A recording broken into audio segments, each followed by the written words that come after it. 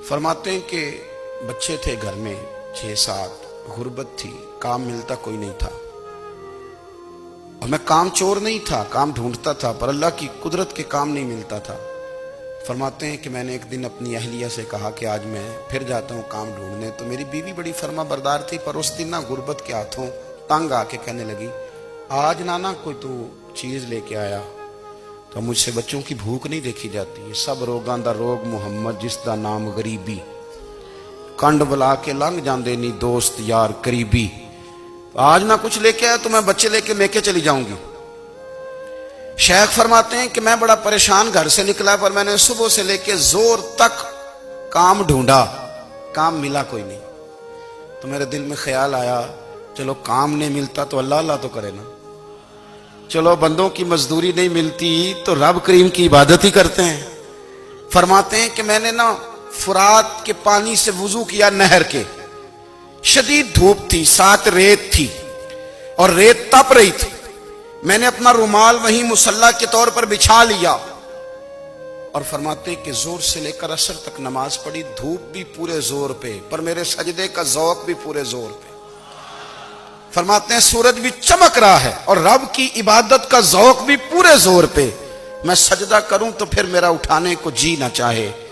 फरमाते हैं कि असर तक मैंने नफल पढ़े, दिल ढलने लगा, असर की नमाज पढ़ी और मैं वहां से चला। अब मैं जब निकलने लगा तो दिल में ख्याल आया कि छोटी छोटी दीवारें हैं घर की, बगैर कुछ लिए जाऊंगा तो बीवी दूर से देखेगी तो शोर करेगी कि फिर खाली हाथ आ गया है।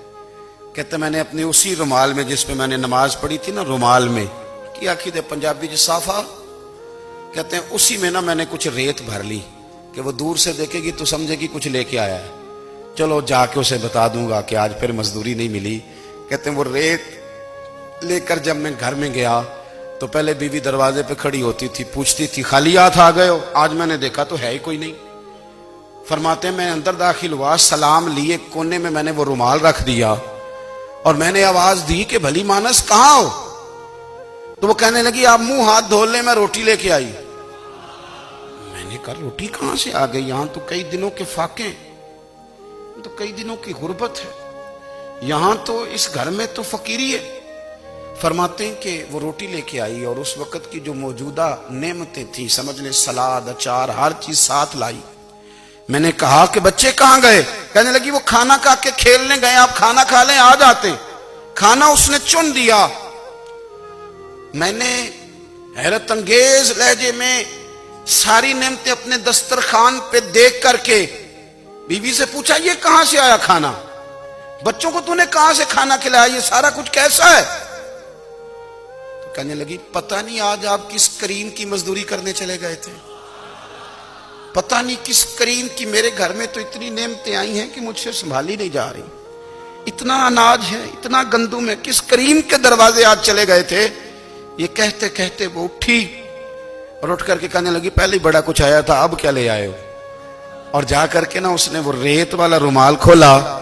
कहने लगे मैं तो लेके आया था रेत, तो मेरे रब ने उसे भी सोने और हीरे बना दिया था।